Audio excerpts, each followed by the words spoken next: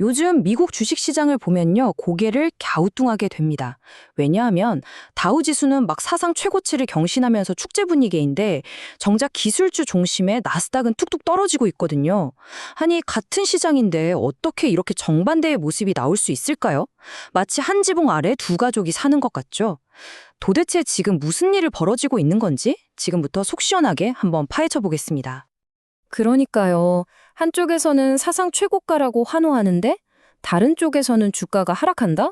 정말 이 두 가지 상반된 신호가 어떻게 한 시장에서 동시에 나타날 수 있는 걸까요? 진짜 풀리지 않는 수수께끼 같잖아요. 자, 지금부터 저랑 같이 그 퍼즐 조각들을 하나씩 맞춰보시죠. 네, 지금 시장 상황을 한마디로 정의하면 이렇습니다.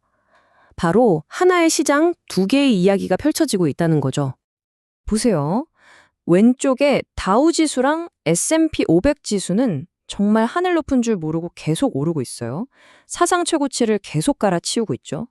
그런데 오른쪽의 기술주 중심인 나스닥은 분위기가 완전히 다릅니다. 오히려 하락세를 보이고 있단 말이죠.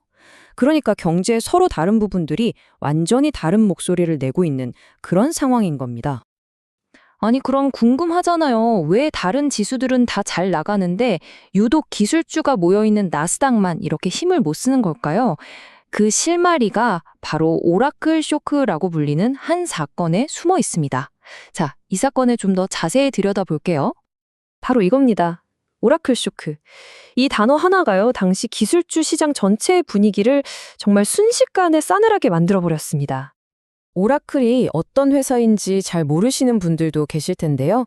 쉽게 말해 데이터베이스 소프트웨어 분야의 거인, 미국의 아주 큰 IT 기업입니다. 워낙 덩치가 크고 중요해서 기술주 시장의 분위기를 알려주는 뭐랄까 일종의 풍향계 같은 역할을 하는 회사 중 하나라고 보시면 돼요. 자, 사건의 전말은 이렇습니다. 첫 번째, 오라클이 실적을 발표했어요. 그런데 시장이 기대했던 것만큼 좋지가 않았던 거죠. 그러자 두 번째, 시장은 이걸 기술 분야 성장세가 꺾이는 거 아니야? 하는 신호로 받아들인 거예요. 그리고 마지막 세 번째, 오라클 주가가 휘청하니까 그 충격이 나스닥 전체로 퍼져나가면서 지수를 그냥 끌어내려버린 겁니다. 여기서 핵심은 이거예요. 오라클이라는 이 거대한 기술주 하나가 휘청했더니 기술주 시장 전체의 투자 심리가 얼마나 쉽게 얼어붙을 수 있는지를 아주 명확하게 보여준 사건이었다는 거죠. 자, 그럼 이제 반대편 이야기를 해봐야겠죠? 나스닥이 오라클 쇼크로 주춤하는 동안 다우랑 S&P 500 지수를 사상 최고치까지 밀어올린 그 강력한 힘은 대체 뭐였을까요? 시장을 위로 끌어올리는 이른바 상승 엔진의 정체를 한번 알아보겠습니다. 시장에 퍼진 이 낙관론의 배경에는 아주 강력한 세 가지 이유가 있습니다. 첫 번째는 미국 중앙은행, 즉 연준이 곧 금리를 내릴 거라는 아주 강한 기대감이에요. 그리고 두 번째, 고용시장이 생각보다 너무너무 튼튼하다는 거고요. 마지막으로 미국 경제 전체가 회복되고 있다는 어떤 확신 같은 거죠. 바로 이 세 가지가 합쳐지면서 시장에 가자 하는 아주 강력한 긍정 에너지를 불어넣고 있는 겁니다.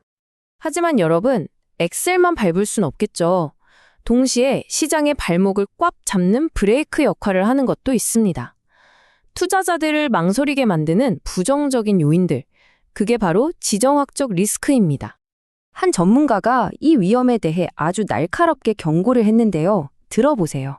무역 긴장 같은 문제는 아무리 기업들 실적이 좋아도 시장의 긍정적인 분위기를 한순간에 뒤집어 버릴 수 있다. 이게 무슨 뜻이겠어요?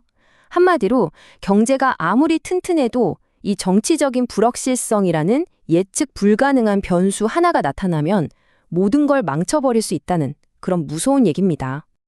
그럼 그 불확실성이 구체적으로 뭐냐? 바로 지정학적인 리스크, 특히 트럼프 전 대통령이 언제 터뜨릴지 모르는 이 무역정책 관련 발언들입니다. 시장에서는 아무리 경제 소식이 좋아도 저런 정치적 긴장감 한 방이면 다 소용없게 되는 거 아니야? 하는 그런 두려움이 슬슬 퍼지고 있는 거죠. 자, 그럼 앞으로 시장은 어떻게 될까요? 지금 상황을 보면요, 마치 거대한 줄다리기가 벌어지고 있는 것과 똑같습니다. 서로 다른 두 개의 강력한 힘이 양쪽에서 팽팽하게 맞서고 있는 그런 형국이죠. 상황을 한번 정리해 볼까요? 한쪽 편에서는 금리도 내릴 거고 경제도 튼튼해 하면서 금리 인하 기대감과 강력한 경제 펀더멘털이 시장을 위로 힘껏 끌어당기고 있습니다. 영차 하고 말이죠. 하지만 바로 그 반대편에서는 지정학적 긴장이나 무역 정책 같은 불확실성이 더 가면 위험해 하면서 거대한 족쇄처럼 발목을 꽉 잡고 끌어내리고 있죠. 정말 어느 한쪽도 물러서지 않는 팽팽한 줄다리기, 바로 그 자체입니다.